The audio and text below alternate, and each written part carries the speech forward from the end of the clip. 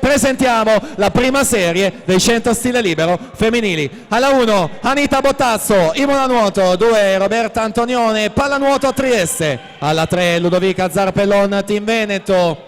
È assente, così come assente alla 4 Miari Fulcis, mentre nuoterà alla 5 Martina Franconetti, Team Veneto. Alla 6 Nicole Santuliana, Leo Sport. Alla 7 Matilde Modolo, Idros. In 8 Benedetta Benacchio, Team Veneto.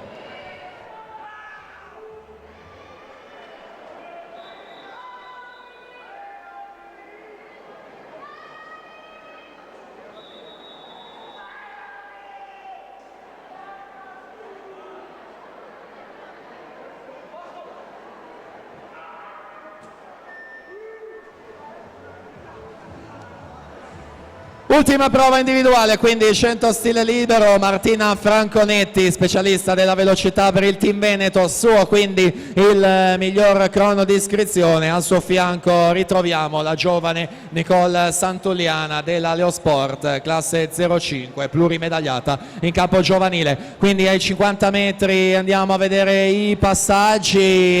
Franconetti, Martina 27,14, su Matilde Modolo 27,70, Santuliana 27,75, quindi vicina alla Bottazzo anche con 27,75. Passaggio ai 75 metri, quindi uscita dalla subacquea ancora con Martina Franconetti là davanti alle ultime battute per quanto riguarda questa prima serie. Lei che se la giudica, vediamo con quale tempo. Martina Franconetti 57,18 per giudicarsi qui al meeting di Halloween di 100 stile femmine su Matilde Modolo 57,47, quindi Nicole Santuliana 57,80. Facciamo però il riepilogo di tutte le serie. Sale al terzo